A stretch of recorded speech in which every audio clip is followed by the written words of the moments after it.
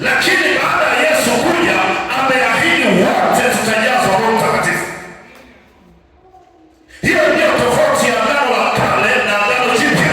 Agano Jipya wanawake wanajazwa Roho Mtakatifu, wanaume wanajazwa Roho Mtakatifu, vijana wanajazwa Roho Mtakatifu, mabinti wanajazwa Roho Mtakatifu. Lakini Agano la Kale lilikuwa manabii ndio walikuwa wana Roho wa Mungu.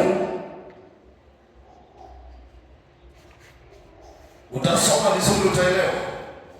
Hesabu sura ya 11 tunaona Musa alikuwa na roho peke yake, ila mkutano wote hawana roho.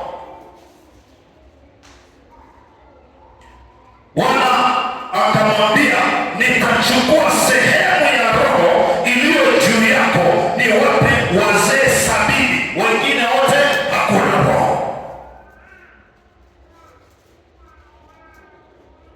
Kwa hiyo tunatembea katika wakati ambao ni tofauti na baba zetu. Sisi tunajazwa Roho Mtakatifu. Ni wazo la Mungu kwamba wote tuweze kupokea Roho Mtakatifu, na tukishapokea Roho Mtakatifu na nguvu za Mungu zinakuwa pamoja na sisi kutupeleka kwenye majina yetu. Haleluya! Bwana Yesu asifiwe. Kwa hiyo fanya matengenezo, ondoa mambo ya siri, ondoa vitu visivyohitajika, kwa sababu kuna majira yako, kuna baraka zako, kuna majibu yako yanaweza kuzuiliwa ukiwa dhaifu.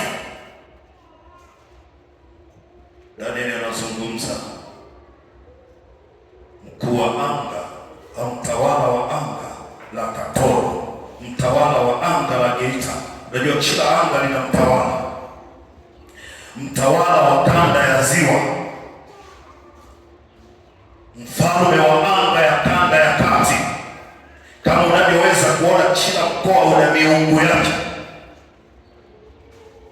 Ukienda Usukumani kuna miungu yao, ukienda Uhayani kuna miungu yao, ukienda watu wa Msoma kuna miungu yao, ukienda watu wa Singida wana miungu yao, ukienda kwa Wanyamwezi wana miungu yao, ukienda kule kwa wachawi Sumbawanga wana miungu yao, ukienda Mbeya kule wana miungu yao, ukienda Moshi wana miungu yao, ukienda Arusha wana miungu yao, ukienda watu wa Tanga wana miungu yao.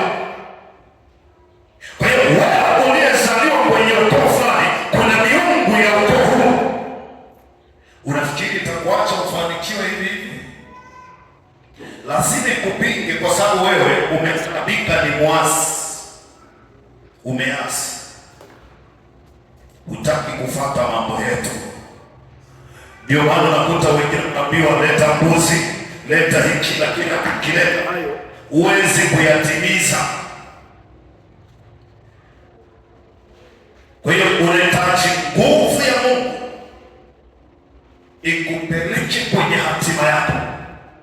Nje na hapo, miungu ya ukelewe lazima kushikilia. Mapepo ya ujitani, uchawi wakisukuma watu wa Uha, unakuta wana miungu yao ya Uha. Hiyo miungu inaabudiwa kwenye anga hilo, imetawala. Anasema Danieli, mkuu wa anga la wapi? Kumbuka huyu walikuwa wamechukuliwa mateka, wakapelekwa kwenye nchi isiyokuwa ya kwao, wakaingizwa kwenye ile nchi kama mtu ametolewa Tanzania akapelekwa Kenya. Kwa hiyo nakuta Kenya ina mtawala wake kwenye anga, Tanzania ina utawala wake kwenye anga. Ndio maana ukakuta kuna maeneo mengine umaskini umekisiri sana kwa sababu ya yule mtawala wa anga hiyo. Kuna maeneo